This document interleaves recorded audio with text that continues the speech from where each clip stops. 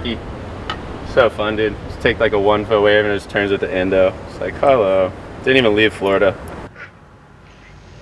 Morning. We're at my house in New Smyrna Beach. Come on inside. We have a couple little rugrats looked up for the pit bulls. Archie and Sam. Welcome. So my first memories of the beach were realistically kind of just miserable in the sand. Like I can just remember from a young age, I really didn't like the sand at all. So I remember once I was a little older, right? I took to skateboarding, and that just was like my thing, right? And then once it became like we got into like middle school, and then it was like all the cool thing, all the girls like the surfers. I'm like, oh shoot, I got to do that, you know? So then yeah, all my buddies still had surfed and stuff, but I got into it kind of like late bloomer style, but and then took to it fairly quickly and stuff. Yeah, how I kind of like my career started into professional surfing was, yeah, like I said, it wasn't really a planned thing, right? It was more just we had the luxury of like growing up by the beach, which I'm grateful for, and then the parents, like mom and dad, always just had surfboards around. So as soon as I took to it around like middle school, it was kind of like all the tools were there, and like my skateboarding background transferred over from just balance. Really, I didn't really have much like ocean knowledge of like getting good waves yet, but I could feel like I could feel I was connected, and just I was like, okay, I like this. What do you got in here? So more water toys. Foils usually go in there in the AC, and then surfs get neglected in the heat. But right now we're running out of space, so I put my babies in here. So ready to go. She's right here. My precious. There's a little wave, very small but doable. So we're gonna go do a little prone session on the FLITElabs. Get a little fix for the day, and then see how the weather plays out. But right now, I guess we'll focus on that first. Try to get some little prone action going. Popping in the 150. We got it all. Tools, swings, mast, board, suit, beef stick. How I got into foiling was kind of just the like straight up addiction of surfing, of wanting to be in the water constantly and just, you know, harness that always. That Kyle clip that came out in like, I think it was like 2016 or so. He connected 2 waves, and then that clip basically like went viral. And I mean, when I saw that, I was like, oh, that was my skateboard mind going like, oh, now we can pump track like around this whole deal if that's working. So I kind of got into it around then. It was fun for a while, and then it got kind of boring in the sense of like the wings weren't that good. It was more of like a workout than it was fun.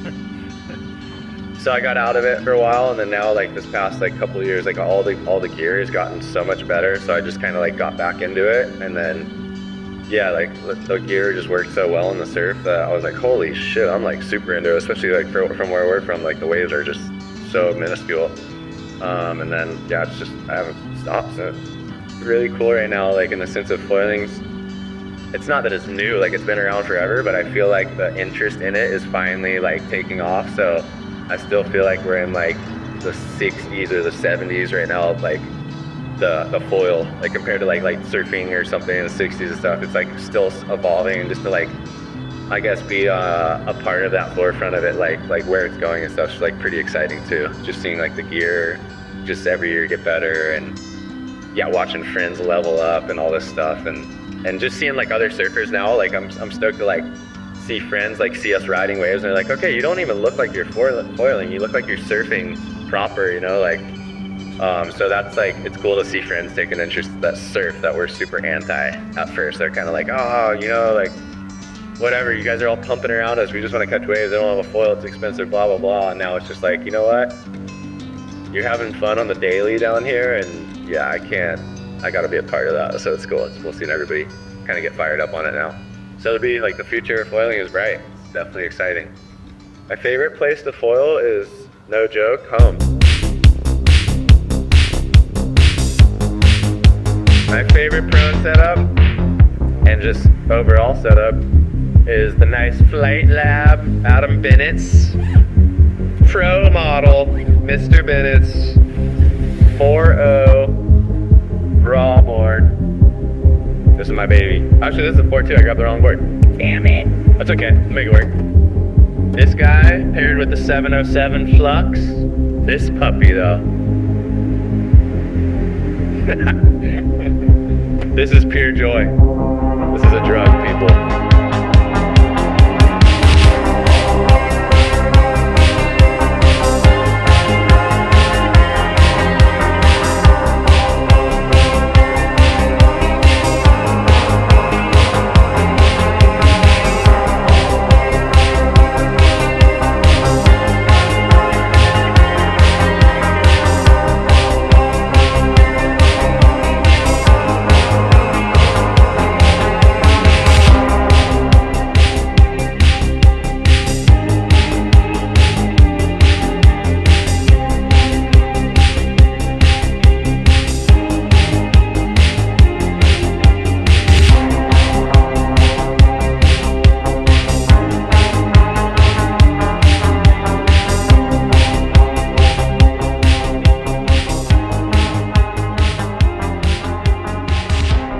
Everland Ranch out here on foil is just always everyday rideable, milkable, any weather condition that comes through, you can always find a way to ride it.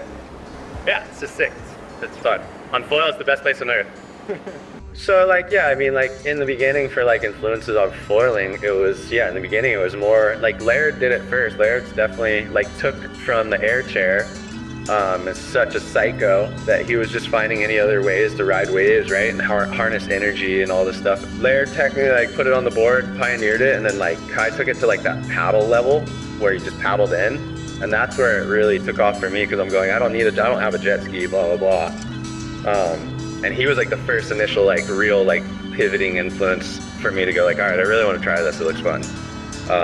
Then the wings got good, and then I saw like other surf buddies dropping clips. Like Adam Bennett was like a huge role model and influence for me of like just, he's fully doing like arcs looking like Parko and Andean. So I was just like, holy shit, this is it.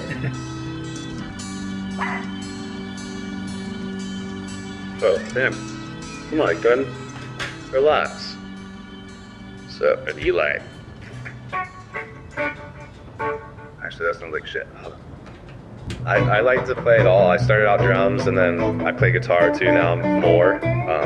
But I like all music, you know, coming from like, I don't know, I was born like around like that 90s era, so going through alternative rock and just like everything, you know. I don't really have a taste, but I guess if we like, our band used to play kind of like some alternative punk rock and stuff, and then a little bit of reggae, and then we play covers, but we try to stay away from the covers. No covers. We don't like covers.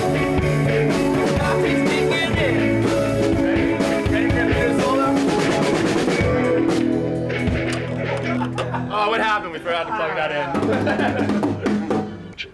I feel like now we're in like a state of like, it's almost like, not that we've peaked out as humans, but like in action sports, it's like everything is so good. I feel like maybe the next thing for like all sports would be, I don't know, but like as far as human ability goes, like there's way more that can be done, but it's almost like now the material and equipment would probably have to change a little bit just to be, like everything's going to like more flips, more rotations, more higher, right? But so like with that, I feel like everything would have to advance with just being lighter or something. But in a sense, I don't know, like a surfboard can't be too light, a foil can't be too light. So there's like a give and take. I don't really know. I don't know. The next thing is the quantum computer. It's all going to be AI. We're all going to be deleted. There'll be drones and robots, and they'll be skateboarding and foiling and stuff. Will probably be just a brain and a hard drive.